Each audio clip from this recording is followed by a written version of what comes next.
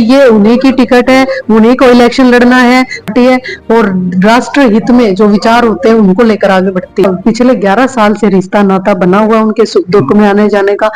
Renuka ji, Bhajpa party ने as a candidate आपको उतारा है, तो क्या कहना चाहोगे? सबसे पहले आपको शुभकामनाएं देना चाहेंगे कि भाजपा पार्टी से आपको टिकट मिली। बहुत बहुत शुभकामनाएं। बहुत बहुत धन्यवाद भाई साहब। आपके चैनल के माध्यम से मैं भारतीय जनता पार्टी के सभी शीर्ष नेतृत्व का, हमारे प्रदेश के यशस्वी हमारे मुख्यमंत्री नायब सिंह सैनी जी, प्रदेश के अध्यक्ष हमारे बहुत ही सम्मानित हमारे बड़े भाई मोहनलाल बड़ोली जी, हमारे प्रदेश के एक्स मुख्यमंत्री माननीय मनोहर लाल जी और हमारे प्रदेश के एक्स अध्यक्ष ओम प्रकाश धनखड़ जी, इन सभी का और हमारे पूरे देश के यशस्वी प्रधानमंत्री माननीय नरेंद्र मोदी जी से लेकर संसदीय बोर्ड के जितने भी मेंबर हैं, मैं सभी का तहे दिल से धन्यवाद करती हूँ कि उन्होंने मुझ पे ये विश्वास जताया और ये भारतीय जनता पार्टी ने जो कलानौर की जनता को ये तोहफा, ये अवसर देने का काम किया है। इस पर ये टिकट एक नाम की नहीं है, एक इंडिविजुअल व्यक्ति की नहीं है, ये टिकट पूरे कार्यकर्ताओं की जीत है।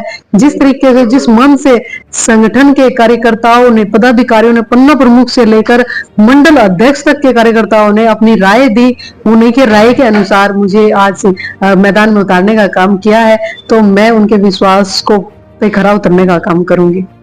रेणुका जी लगातार 3 बार की विधायक है कुंदरा खट्टर जी, और उसको हराने के लिए आप कौन सी ऐसी रणनीति, कौन सी ऐसी योजना लेके चलने वाली हो कलानौर हल्के में? देखिए, ये भारतीय जनता पार्टी का जो संगठन होता है वो बहुत सारी योजनाएं, वो जो कार्यकर्ता होते हैं वो अपने मन से बनाते हैं और हमारे पास जो इतना बड़ा संगठन, विशाल संगठन खड़ा है, और जो विधानसभा के लोग जब अपने मन से, अपने पूरे एक खुशी के साथ जब मैदान में उतरेंगे तो योजनाएं भी बनेंगी और उन योजनाओं को आगे बढ़ाकर उनको सफल करने का भी जो कार्य है वो वही संगठन के लोग और विधानसभा के लोग करेंगे। आपने एज ए मेयर होते हुए क्या क्या कार्य करे?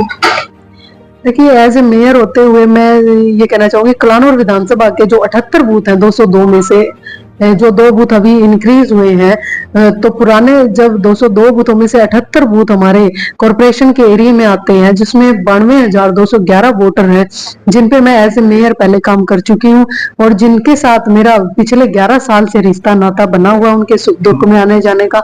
और रही बात कलानौर विधानसभा के और अन्य बूथों की, वहां पे भी हम लगातार पिछले जो इलेक्शन था विधानसभा का, उससे लेकर आज तक हमने कोई दिन या कोई ऐसा कोई समय नहीं था जब हम विधानसभा के कार्यकर्ताओं में, जनता के बीच न हो, उनके सुख दुख के हम साथी न बने हो। तो हमारे लिए कोई अलग चीज नहीं होगी। हम तो भारतीय जनता पार्टी के संगठन के लोग हैं, संगठन के लोग 24 घंटे जनता के बीच रहकर उनकी सेवा करने का काम करते हैं। अब की बार भाजपा पार्टी ने युवा चेहरों को मौका दिया है, तो भाजपा पार्टी को जिस प्रकार युवा चेहरे उतारे हैं, उनके क्या कहना चाहोगे विशेष रूप से भाजपा पार्टी को? देखिए, भारतीय जनता पार्टी ने ये बहुत अच्छा जो निर्णय लिया है कि जो जितने सीनियर लोग हैं, जितने भी हमारे अनुभवी लोग हैं, उनके आशीर्वाद से, उनके अनुभव को लेकर और युवाओं को आगे बढ़ाने की जो मुहिम है, ये भारतीय जनता पार्टी में ही संभव है। क्योंकि यहाँ पर हमारा शीर्ष नेतृत्व सिर्फ बातें नहीं करता, उन बातों को अमली जामा पहनाने की बात करता है। जो भी वो, अगर युवाओं को आगे बढ़ाने की बात है तो उन्होंने बढ़ाया है, अगर नारी शक्ति को आगे बढ़ाने की बात है तो नारी शक्ति को में वो विश्वास, वो सम्मान भरने का काम किया है। और अगर किसानों की बात की है तो किसानों का भला किया है, गरीब की बात की है तो अंत्योदय के थ्रू अंतिम पायदान पर खड़े हुए आदमी का विकास करने का काम किया है। तो भारतीय जनता पार्टी का संगठन जब बोलता है, पार्टी के शीर्ष नेता जब कोई फैसला लेते हैं, तो वो सिर्फ यूं नहीं है कि कागजों में और लोगों को बरगलाने के लिए करते हैं, वो एक्चुअल में उसको लागू करते हैं। पिछले लोकसभा इलेक्शन में आपने देखा कि कितनी झूठ बोलकर पूरे देश में एक ऐसा झूठा माहौल बनाकर, जो ऐसा माहौल बनाया गया आरक्षण पर लेकर या 8500 रुपए देने को लेकर, तो ऐसी झूठे बातें सिर्फ कांग्रेस पार्टी में होती हैं और ये भारतीय जनता पार्टी है, इसमें जो कहते हैं वो करते हैं। जो 1952 में इनकी भारतीय जनता पार्टी की संगठन की जो नीति नियत नेतृत्व था वो आज भी बरकरार है और एक ये विचारधारा की पार्टी है और राष्ट्र हित में जो विचार होते हैं उनको लेकर आगे बढ़ती है। कलानौर में अभी फिलहाल में कौन कौन सी समस्याएं हल्के में? देखिए भारतीय जनता पार्टी की सरकार ने 90 के 90 विधानसभाओं को में एक समान विकास किया है। उनके लिए कभी ये नहीं उन्होंने सोचा। और हमारे प्रदेश के मुख्यमंत्री, चाहे वो हमारे एक्स मुख्यमंत्री माननीय मनोहर लाल जी हैं, चाहे हमारे अभी मुख्यमंत्री नायब सिंह सैनी जी हैं, उनके लिए ये कभी नहीं रहा कि करनाल से हैं तो करनाल में ज्यादा, रोहतक से नहीं तो रोहतक में कम, ऐसा उन्होंने कभी सोचा नहीं। तो हमेशा जो विकास के काम हुए हैं वो बिल्कुल समानता के साथ हुए हैं। लेकिन फिर भी कहीं ना कहीं विधानसभा के लोगों को लगता है कि हमारी वकालत करने वाला कोई नहीं था।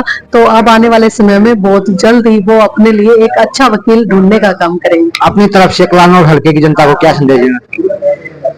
मैं अपनी तरफ से सिर्फ यही कहना चाहूंगी कि ये जो मुझ पे विश्वास जताया, ये मेरा विश्वास नहीं है, ये विश्वास भारतीय जनता पार्टी के कार्यकर्ताओं पर विश्वास जताया है।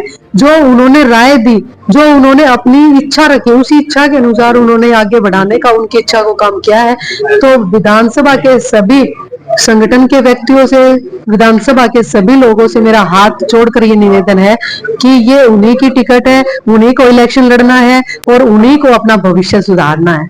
अपनी तरफ से कलानौर हल्के के विपक्षी नेताओं को क्या चेतावनी देना चाहोगे? ये चेतावनी तो सिर्फ यही है कि अब भारतीय जनता पार्टी के संगठन के लोग खड़े हो गए हैं और वो इस मन से खड़े हो गए हैं, खुश होकर खड़े हो गए। ये नायब जी का नायब हरियाणा है और इसमें अब रोहतक शहर की चारों विधानसभाओं में कमल खिलाने का हम काम करेंगे। धन्यवाद।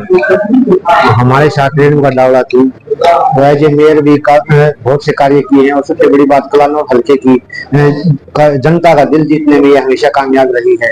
अब भाजपा पार्टी से इन्हें उतारा गया है तो सबसे बड़ी बात जो लोगों की सेवा करने के उद्देश्य से ये यहाँ पर भाजपा पार्टी से कैंडिडेट के रूप में उतरी है और इनका मकसद भी है लोगों की सेवा करना। धन्यवाद।